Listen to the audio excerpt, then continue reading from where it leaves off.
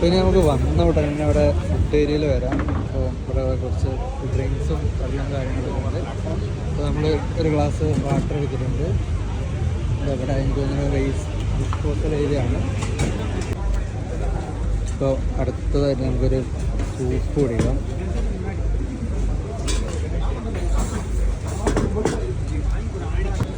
അപ്പോൾ നമ്മളിത് കുറച്ച് സൂപ്പ് എടുത്തിട്ടുണ്ട്.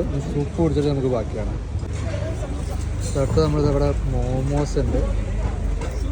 നോൺ വെജ് മോമോസും വെജും ഓപ്ഷൻസ് ഉണ്ട്.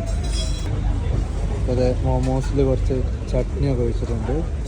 അപ്പോൾ ഇത് കഴിച്ചിട്ട് ബാക്കിയാണ്.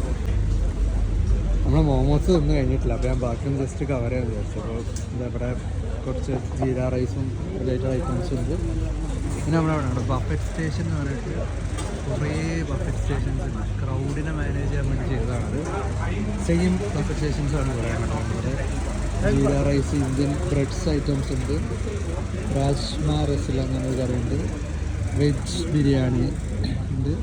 Butter paneer masala, Thai chilli sauce, chilli fish, Punjabi butter chicken and chicken biryani.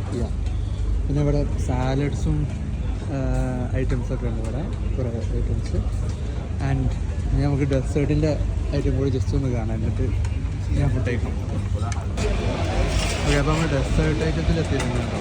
കുറേ വേരിയസ് ടൈപ്സ് ഓഫ് പുഡിങ്സും കുറേ ഐറ്റംസ് ഉണ്ട് ഇവിടെ. ഇത്രയാണ് ഇവിടുത്തെ മെയിൻ ഡെസേർട്ട്സ് ആയിട്ടുള്ളത്.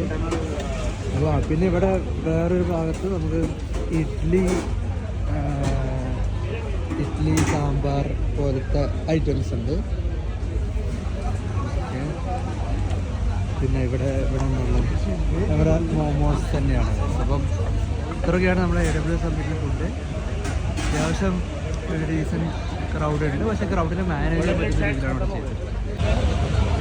നമ്മൾ മിസ് ചെയ്ത ഒരു സാധനം ഞാൻ എപ്പോഴും ശ്രദ്ധിച്ചു, അതുകൂടെ പറഞ്ഞാൽ നമുക്ക് വൈൻഡ് ചെയ്യാം. അവിടെ പാസ്ത സെക്ഷനും കൂടെ ഉണ്ട്. നമ്മൾ വീണ്ടും ഒരു സംഭവം മിസ് ചെയ്തത് ഇവിടെ ഉണ്ട്. ഐസ്ക്രീം കൗണ്ടറും കൂടെ ഉണ്ട്.